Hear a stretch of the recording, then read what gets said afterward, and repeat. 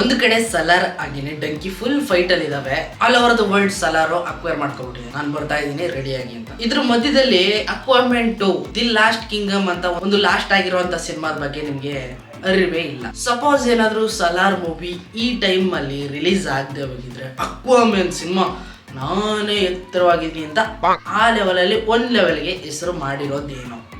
ಆದ್ರೆ ಸಲಾರ್ ಅಕ್ವೈರ್ ಮಾಡ್ಕೊಂಡಿರೋದು 95% ಇಡೀ all over the world 95% Salaar acquire ಮಾಡ್ಕೊಂಡಿರೋದು. ಇನ್ ಇಂಗ್ಲಿಷ್ ಮೂವಿಗಳು ಇದ್ರ ಮುಂದೆ ಟುಸ್ ಪಟಾಕಿ ಆಗಿರೋದು ಇದೆ ಫಸ್ಟ್ ಟೈಮ್. ಇನ್ನು ಮುಂದೆ ಕನ್ನಡದವ್ರ ಆಟ ಶುರು. ಓಕೆ ಅಕ್ವಾಮನ್ ಕಡೆ ಬರ್ತೀನಿ. ಮೂವಿದ್ ಏನ್ ಕತೆ? ಈ ಮೂವಿನ ಮಾಡೋದಕ್ಕೆ ಅವ್ರು ಹಾಕಿರುವಂತ ಬಡ್ಜೆಟ್ ಎಷ್ಟು ಗೊತ್ತಾ? 200 ಮಿಲಿಯನ್ ಅಂದ್ರೆ ಇಂಡಿಯನ್ ರುಪೀಸ್ ಅಲ್ಲಿ ಇದನ್ನ ಕನ್ವರ್ಟ್ ಮಾಡಿದ್ರೆ 1666 ಕೋಟಿನ ಹೂಡಿಕೆ ಹಾಕಿದ್ದಾರೆ. ಇಷ್ಟನ್ನ ಹಾಕ್ಬಿಟ್ಟಿದ್ರೆ KGF 1, 2, 3, 4, 5, 6, 7 ಎಲ್ಲ ತೆಗೆದ್ಬಿಟ್ಟು ದೊಡ್ಡ ಮೊತ್ತದಲ್ಲಿ ಬಾಚ್ ಕೊಡಬಹುದಾಗಿತ್ತು. ಬಟ್ ಇವರು ಇಷ್ಟು ದುಡ್ಡನ್ನು ಹಾಕಿ ಲಾಸ್ ಮಾಡ್ಕೊಂಡಿದ್ದಾರೆ. ಮೂವಿ ರಿವ್ಯೂ ಕಡೆ ಬರ್ತೀನಿ. ಅದಕ್ಕಿಂತ ಮುಂಚೆ ನೀವು ನಮ್ಮ ಚಾನಲ್ಗೆ ಸಬ್ಸ್ಕ್ರೈಬ್ ಮಾಡ್ಕೊಂಡಿಲ್ಲ ಅಂದ್ರೆ ಬೇಗನೆ ಸಬ್ಸ್ಕ್ರೈಬ್ ಮಾಡ್ಕೊಳ್ಳಿ. ಇದೇ ರೀತಿ ಇಂಟ್ರೆಸ್ಟಿಂಗ್ ಆಗಿರೋ ವಿಡಿಯೋಸ್ ನಮ್ಮ ಚಾನಲ್ ಅಲ್ಲಿ ಯಾವಾಗಲೂ ಬರ್ತಾ ಇರುತ್ತೆ. ಶುರು ಮಾಡೋಣ.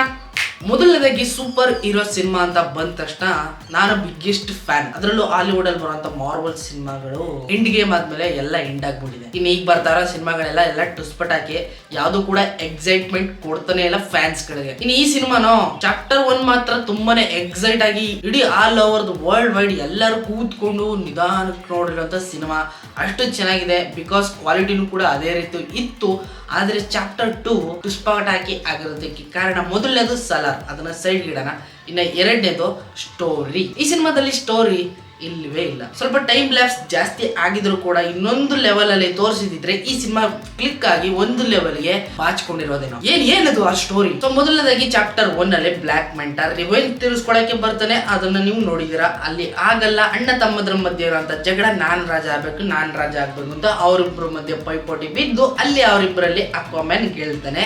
ಬ್ಲ್ಯಾಕ್ ಮೆಂಟರ್ ಎಲ್ಲೋ ಬಿದ್ದು ಸಾಯ್ತಾ ಇರ್ತಾನೆ. ಈಗ ರಿವೆಂಜ್ ತಗೊಳ್ಳೋದಕ್ಕೆ ಮತ್ತೆ ಚಾಪ್ಟರ್ 2 ನಲ್ಲಿ ಬಂದೇ ಬರ್ತಾನೆ. ಅದು ಕೂಡ ಯಾವ್ದು ಬ್ಲ್ಯಾಕ್ ಮ್ಯಾಜಿಕ್ ಮಾಡುವಂತ ಒಂದು ತ್ರಿಶೂಲ. ನಮ್ಮ ಕನ್ನಡದಲ್ಲಿ ಹೇಳ್ಬೇಕು ಅಂದ್ರೆ ಮಾಟ ಮಂತ್ರ ಮಾಡೋರು ತ್ರಿಶೂಲ.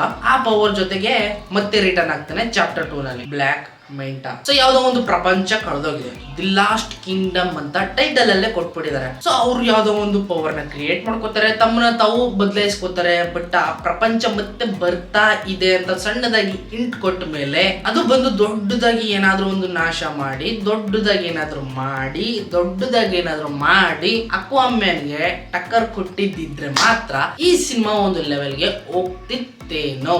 ಬಟ್ ಬರೋ ಮುಂಚೆನೆ ಅದನ್ನ ತಡೆದೇ ಹಿಡಿದು ನಾಶ ಮಾಡೋದು ಇದೆಯಲ್ಲ, ಇದನ್ನ ಸ್ಟೋರಿ ಯಾವ ರೀತಿ ಇದೆ ಅಂತ ಯಾರಿಗೂ ಅರ್ಥ ಆಗ್ಲಿಲ್ಲ. ಈ ಸಿನಿಮಾ ನಿಜವಾಗ್ಲೂ ಪಕ್ಕಾ ಲಾಸ್ ಆಗುವಂತ ಸಿನಿಮಾ. ಓಪನ್ ಆಗಿ ಹೇಳ್ಬಿಡ್ತಾ ಇದೀನಿ, ಸೂಪರ್ ಹೀರೋಸ್ ಗಳ ಮೇಲೆ ಇರುವಂತ ಓಪು ಸ್ವಲ್ಪ ಎಲ್ಲೋ ಕಳ್ಕೋತಾ ಇದೀವಿ. ನಮ್ ಕನ್ನಡ ಸೂಪರ್ ಹೀರೋಸ್ ಸಿನಿಮಾಗಳು ಈಗ ಜಸ್ಟ್ ಸ್ಟಾರ್ಟ್ ಆಗಿದೆ ಬಗೀರಾ ಕಡೆಯಿಂದ. ಇನ್ನು ಹಾಲಿವುಡ್ ಸಿನಿಮಾಗಳೆಲ್ಲ ಬರ್ತಾ ಸ್ಟೋರಿನಲ್ಲಿ ದಮ್ ಇಲ್ದೇ ಇರೋ ತರ ಆಗ್ತಾ ಇದೆ. ಕ್ವಾಲಿಟಿನ ಮಾತ್ರ ಇಂಪ್ರೂವ್ ಮಾಡ್ತಿದ್ದಾರೆ ಹೊರತು ಸ್ಟೋರಿ ಒಂದು ಕಡಕ್ ಆಗಿರೋ ಒಂದು ವಾವ್ ಏನಿದು ಈ ತರ ಇದೆ ಅನ್ನೋ ರೇಂಜ್ಗೆ ಯಾವ್ದೋ ಒಂದು ಸ್ಟೋರಿನೂ ಮಾರ್ವಲ್ ಸಿನಿಮಾ ಕಡೆಯಿಂದನೂ ಬರ್ತಾ DC ಯೂನಿವರ್ಸ್ ಕಡೆಯಿಂದನೂ ಬರ್ತಾ ಇಲ್ಲ. ನಮಗೆ ತುಂಬಾನೇ ಬೇಜಾರ್ ಆಗ್ತಾ ಇದೆ. ಸೊ ಓವರ್ ಆಲ್ ಈ ಸಿನಿಮಾ ಮಾತ್ರ ಬೆಕ್ಕಾರಾಗಿದೆ. ಸ್ಟೋರಿ ಚೆನ್ನಾಗಿಲ್ಲ. ಕ್ವಾಲಿಟಿ ಚೆನ್ನಾಗಿದ್ರೆ ಏನ್ ಪ್ರಯೋಜನ? ಸ್ಟೋರಿಲಿ ಏನಾದ್ರೂ ದಮ್ ಇರಬೇಕು. ಸೊ ನನಗೆ ಈ ಸಿನಿಮಾ ನಿಜವಾಗ್ಲೂ ಇಷ್ಟ ಆಗ್ಲಿಲ್ಲ. ನೀವೇನಾದ್ರೂ ನೋಡಿದ್ರೆ ಈ ಸಿನಿಮಾದ ಬಗ್ಗೆ ಕೆಲವೊಂದಷ್ಟು ಒಪಿನಿಯನ್ಸ್ ನ ದಯವಿಟ್ಟು ಕಮೆಂಟ್ ಮಾಡಿದ್ರೆ ನಾನು ಸ್ವಲ್ಪ ಅರ್ಥ ಮಾಡ್ಕೊಂಡು ಸಿಗ್ತೀನಿ ಮುಂದಿನ ಸೂಪರ್ ಹೀರೋ ಸಿನಿಮಾದಲ್ಲಿ. ನೋಡೋಣ ಅವ್ರು ಯಾವ ರೀತಿ ಬಂದು ನಮ್ಮನ್ನ ಎಕ್ಸೈಟ್ ಮಾಡ್ತಾರೆ ಅಂತ. ನಿಮ್ಗೆ ವಿಡಿಯೋ ಇಷ್ಟ ಆಗಿದೆ ಅಂತ ಅನ್ಕೊಂಡಿದ್ದೀನಿ. ಇಷ್ಟ ಆಗಿದೆ ಪ್ಲೀಸ್ ಲೈಕ್ ಮಾಡಿ, ಶೇರ್ ಮಾಡಿ, ಕಮೆಂಟ್ ಮಾಡಿ. ಇದೇ ರೀತಿ ವಿಡಿಯೋಸ್ಗಾಗಿ ನಮ್ಮ ಚಾನಲ್ನ ಸಬ್ಸ್ಕ್ರೈಬ್ ಮಾಡಿ. ಮುಂದಿನ ವಿಡಿಯೋದಲ್ಲಿ ಸಿಗ್ತೀನಿ. ಅಲ್ಲಿವರೆಗೂ ಕಾಯ್ತಾರೆ. Keep watching. ಬಾಯ್.